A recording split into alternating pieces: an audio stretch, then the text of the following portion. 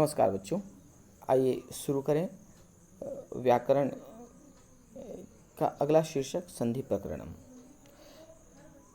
जैसे नाम से ही स्पष्ट है, संधि संधि अर्थात मेल, मिलाप, मिलना, संयोग। संधि शब्द का प्रयोग दैनिक विचार में कई स्थानों पर होता है। विभिन्न संदर्भ में इसका प्रयोग होता है। जहाँ जहाँ मिलने की बात आती है, जहाँ योग करने की बात आती है, जहाँ संयुक्त होने की बात आती है, वहाँ पर संधि का प्रयोग होता है। परंतु हम व्याकरण में जिस संधि को पढ़ते हैं वह संधि वर्णों का मेल है, वर्णों का मिलना है। इसके पूर्व हमने वर्ण विचार में पढ़ा था कि भाषा की सबसे छोटी इकाई वर्ण होती है और वर्णों का जो समूह है, ये स्वर और व्यंजन वर्णों का जो समूह है, जब एक दूसरे से मिलकर सार्थक ध्वनि उत्पन्न करता है तो वो शब्द होता है। तो ये जो शब्द हैं, ये शब्द दो भिन्न भिन्न शब्द जब जुड़ते हैं आपस में तो एक नया शब्द बनता है। तो ये जो जुड़ना होता है, जिस प्रकार ट्रेन की बोगी इंजन से जुड़ती है जब तो ट्रेन पूरा हो जाता है, उसी प्रकार जब जब जब ट्रेन की बोगी मिलती है तो ट्रेन के डिब्बे का आखिरी सिरा मिलता है इंजन से। तो वो आखिरी सिरा का जो पॉइंट है, वो पॉइंट इंजन का पॉइंट और उस डिब्बे का पॉइंट एक दूसरे से मिलता है तो संयुक्त होकर ट्रेन बन जाता है। उसी प्रकार इन शब्दों का भी अंतिम वर्ण और दूसरे शब्द का प्रारंभिक वर्ण, प्रथम शब्द का अंतिम वर्ण और दूसरे शब्द का प्रारंभिक वर्ण जब मिल जाते हैं तो वो दो शब्द मिलकर एक संयुक्त शब्द बन जाता है, नए शब्द की रचना होती है और वही शब्द होता है संधि। और उसी मिलने का जो पॉइंट है वहीं पर संधि होती है। तो आइए शुरू करें पाठ। दो वर्णों के परस्पर मेल से जो परिवर्तन या विकार होता है उसे संधि कहते हैं। ये संधि परिवर्तन का अध्ययन है, यह संधि विकारों का अध्ययन है। अर्थात विकार मतलब जो परिवर्तन, जो चेंज आते हैं, वह चेंज ही संधि कहलाता है। जैसे दिन के साथ ईशा, दिन में हम देखते हैं दिन का अंतिम वर्ण अ है और ईशा का प्रथम वर्ण ई है। अर्थात दिन के अ के साथ ईशा का ई मिलकर दिनेश हुआ। यहाँ पे दिन में कोई परिवर्तन नहीं हुआ और श में भी कोई परिवर्तन नहीं हुआ। परिवर्तन केवल दिन के अ और ई के मेल स्थल पे हुआ है, जो कि ए बन गया है। उसी प्रकार तच्च में प्रथम वर्ण का अंतिम वर्ण त, जो कि व्यंजनांत है, और च, तो त के साथ च मिलकर बना तच्च। उसी प्रकार क अपि के अंत में विसर्ग और अपि का अ मिलकर बना को अपि। इस प्रकार यह परिवर्तन हमने देखा तीनों उदाहरण में। पहले उदाहरण में स्वर का मेल हुआ है, अ के साथ ई मिलकर दिनेश, और तच्च में त के साथ च मिलकर तच्च व्यंजन, और विसर्ग के साथ अ मिलकर विसर्ग का को अपि हो गया। तो स्वर, व्यंजन और विसर्ग तीनों परिवर्तन हुआ है। तो यह परिवर्तन परस्पर स्वर, व्यंजन और विसर्ग किसी भी प्रकार का हो सकता है, इसलिए संधि को तीन भागों में बांटा गया है: स्वर संधि, व्यंजन संधि और विसर्ग संधि। तो संधि के तीन प्रकार: स्वर संधि, यदि दो स्वरों के पास आने से उनमें कोई विकार उत्पन्न या परिवर्तन हो तो उसे स्वर संधि कहते हैं। स्वर संधि दो स्वरों के आपस में मिलने पर परिवर्तन का अध्ययन है। व्यंजन संधि में यदि व्यंजन के साथ स्वर या व्यंजन मिलता है तो जो परिवर्तन होता है उसे व्यंजन संधि, और जब विसर्ग के साथ किसी भी स्वर या व्यंजन के मेल से जो परिवर्तन उत्पन्न होता है उसे विसर्ग संधि कहते हैं। तो सिलसिलेवार हम इन तीनों प्रकारों का अध्ययन करेंगे। सबसे पहले हम शुरू करते हैं स्वर संधि। तो नाम से स्पष्ट है, स्वर संधि स्वरों का अध्ययन, स्वरों की संधि। दो स्वरों के आपस में मेल से स्वर संधि होती है और संधि के ये भेद हैं। तो स्वर में आपने पढ़ा है कि अ से लेकर औ तक के स्वर हैं, अंग और आहार तो तो अयोगवा होता है। लेकिन अ से लेकर औ तक के जो स्वर वर्ण हैं वो जब आपस में एक दूसरे से मिलते हैं तो जो परिवर्तन होता है उसे स्वर संधि के अंतर्गत हम पढ़ते हैं।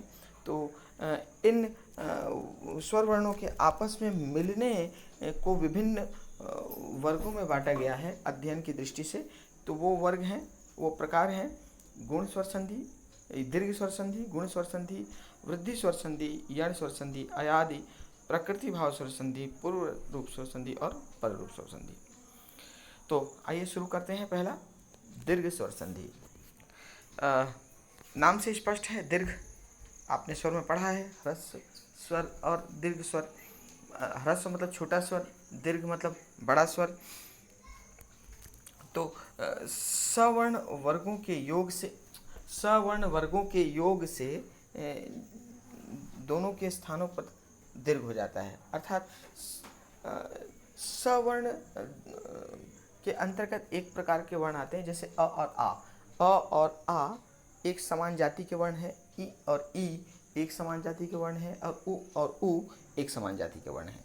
कहने का तात्पर्य अ के साथ आ, अ के साथ अ, आ के साथ अ या आ के साथ आ, मतलब समान जाति का यदि वर्ण मिलता है, अ ह्रस्व या दीर्घ के साथ अह्रस्व या दीर्घ जुड़ता है तो उसका दीर्घ आ हो जाता है।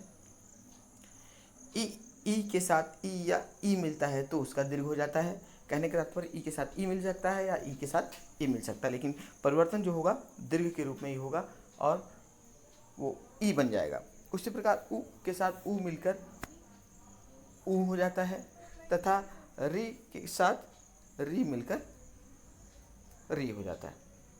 कहने का तात्पर्य समान जाति के वर्ण मिलकर आपस में मिलकर उनका दीर्घ हो जाता है तो उसे दीर्घ स्वर संधि कहते हैं। अब ये दीर्घ कैसे होते हैं, आइए अब इन्हें देखें। पहला अ या आ के साथ अ मिलकर आ। तात्पर्य यहाँ उदाहरण में आप देख रहे हैं, धर्म के साथ अर्थ मिलकर धर्मार्थ हुआ। अर्थात धर्म का अ और अर्थ का अ मिलकर, धर्म का अ और अर्थ का अ मिलकर आ हो गया है। धर्म का अ और अर्थ का अ, धर्म के अंत में अ, अर्थ के प्रारंभ में अ मिलकर धर्मार्थ हो गया है। सत्य के साथ अर्थ सत्यार्थ, यहाँ भी अ के साथ मिलकर आ। अन्य के साथ अर्थ अन्यार्थ, यहाँ भी अ के साथ अ मिलकर आ। सुख के साथ अर्थ मिलकर सुखार्थ, यहाँ भी अ के साथ अ मिलकर आ। अगला अ के साथ आ मिलकर आ।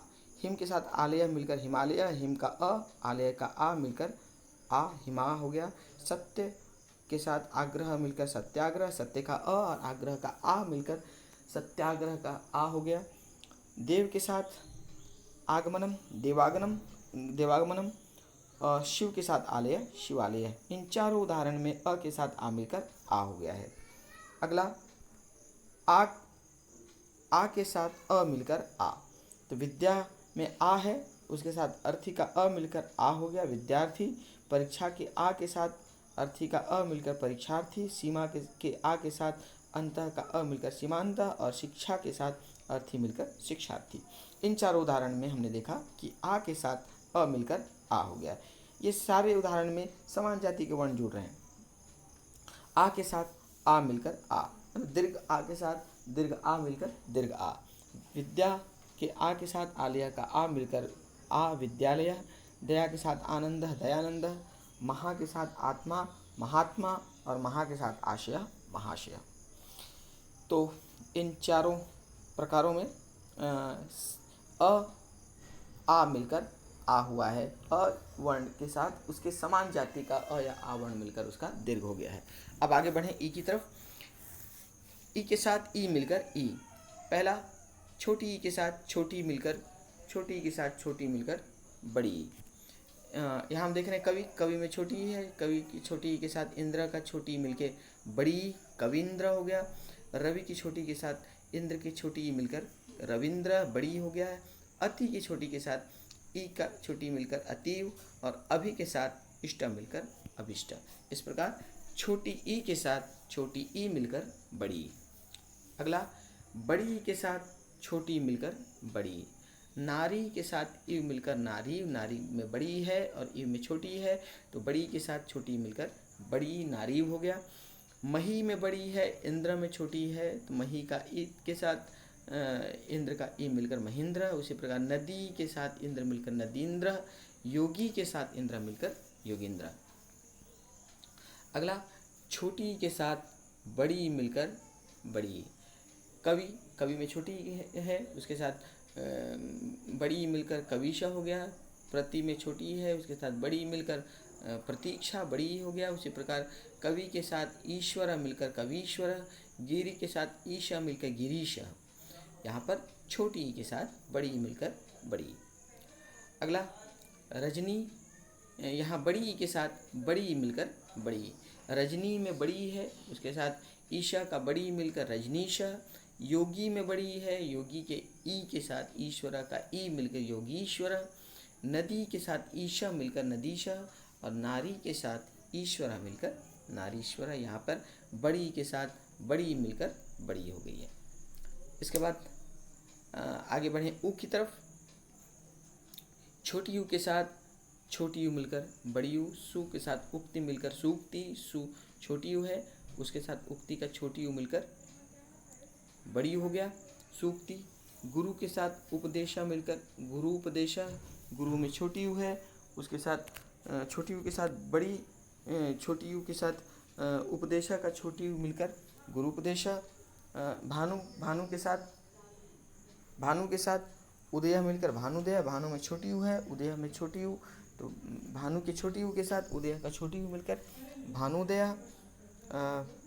साधु के साथ उदय मिलकर साधुदया, साधु में छोटी यू है, उसके साथ उदय का छोटी यू मिलकर बड़ी यू हो गया साधुदया। उसी प्रकार बड़ी यू के साथ छोटी यू मिलकर बड़ी यू। वधु के साथ उत्सव मिलकर वधूत्सव। यहाँ छोटी यू के साथ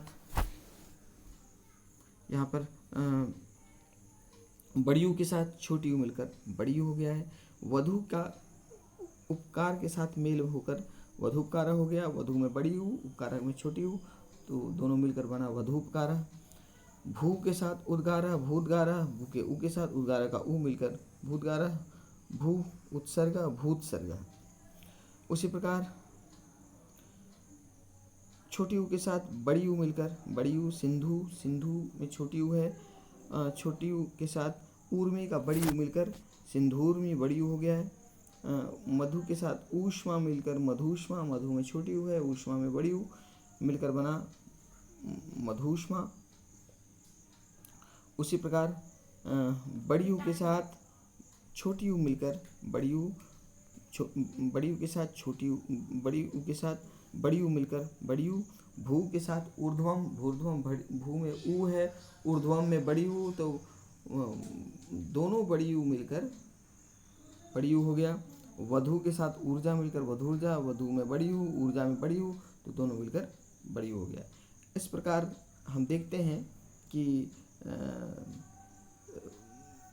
समान जाति के वर्ण अर्थात अ वर्ण के साथ अ या आ वर्ण के साथ अ या आ वर्ण के आ हो गया। ई या ई वर्ण के साथ ई या ई स्वर वर्ण के बड़ी। ऊ या ऊ वर्ण के साथ ऊ या ऊ वर्ण मिलकर बड़ी यू। इस प्रकार ये तीनों जातियों के वर्ण हैं वो आपस में मिलकर उनका दीर्घ हो जाता है। तो ये स्वर संधि का प्रथम प्रकार दीर्घ स्वर संधि का नियम है। मुझे आशा है कि आपको यह नियम स्पष्ट हो गया होगा। अगले वीडियो में हम स्वर संधि के अगले प्रकार की चर्चा करेंगे।